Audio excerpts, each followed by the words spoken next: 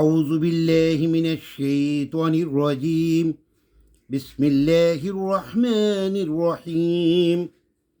সূরা হজের ৭৬ নম্বর আয়াতে আল্লাহ রাব্বুল আলামিন বললেন, হে ঈমানদারগণ, তোমরা রুকু করিতে থাকো এবং সেজদা করিতে থাকো, আর নিজ রবের ইবাদত করিতে থাকো, আর নেক কাজ করিতে থাকো। আশা করা যায় তোমরা সফলতা লাভ করিবে। এখন যারা বলেন কোরআন মানে হাদিস মানি না, হাদিসের প্রয়োজন নাই, এখানে যে আল্লাহ বললেন রুকু করো সেজদা করো, কিভাবে করবেন? কি সূরা কেরাত পড়তে হবে না? এমনি রুকু করব? রুকু শব্দের অর্থ তো সামনের দেহটাকে ঝুঁকিয়ে দেওয়া আল্লাহর দিকে। তো এখন আপনি রুকু কিভাবে করবেন? রুকুতে কি বলবেন? এখানেও তো আল্লাহ রাব্বুল আলামিন তার ব্যাখ্যা দেন নাই।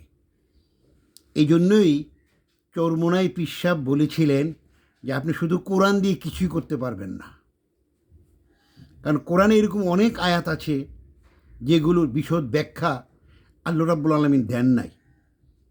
সেই ব্যাখ্যার দায়িত্ব আমাদের প্রিয় নবী হযরত মুহাম্মদ সাল্লাল্লাহু আলাইহি সাল্লামের উপরে ন্যস্ত করেছিলেন আল্লাহ রাব্বুল আলামিন। উনি বিশদ বিবরণ দিয়েছেন। এই যে এই আয়াতটা এখানে রুকু করার কথা কইছে, আমি রুকু কীভাবে করব সেটা আমার নবী আমাকে শিখিয়েছেন, এবং রুকুতে আমি কি বলতে হবে সেটাও আমার নবী আমাকে শিখিয়েছেন। সেজদা করব, সেজদা কিভাবে করব? সেজদার শর্ত কয়টি? সেজদা কি শুধু মাথা মাটিতে লাগালেই সেজদা হবে? না, এখানে নবীজি বলেছেন আপনি সপ্তম অঙ্গে সেজদা করতে হবে। আপনার দেহের 7টি অঙ্গেই সেজদা করবেন, এবং আপনার এই 7টি অঙ্গই আপনি ক্যাবলামুখী হতে হবে।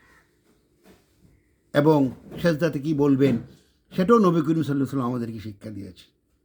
তাই সবাইকে অনুরোধ করব, যারা ভুল পথে আছেন, বলতেছেন কোরআন মানে হাদিস মানি না, আপনি ধ্বংসের পথে আছেন। কারণ আপনি নামাজ পড়তেছেন নবীজির হাদিস দেখানো মতন, আর বলতেছেন হাদিস মানেন না। হাদিস যারা মানবে না তাদের ঈমান থাকবে না, এটা বাস্তব কথা। কারণ কোরআন মজিদকেও বহু জায়গায় হাদিস হিসাবে আখ্যায়িত করা হয়েছে। মনে রাখবেন, এই কোরআন নবীজির মুখ থেকে বলেছেন, নবীজি বলেছেন এটা আল্লাহর আয়াত, এটা আল্লাহর আয়াত হয়েছে। আর যেটা বলেছেন এটা আমার উক্তি, আমার কথা, আমার ব্যাখ্যা, সেটার নাম হয়েছে হাদিস। কাজেই কোরআন মানবেন, হাদিস মানবেন না, আপনি পথভ্রষ্টতার সৃষ্টি চলে গেছেন।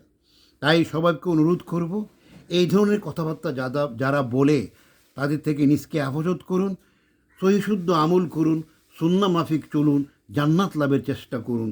ধন্যবাদ সবাইকে।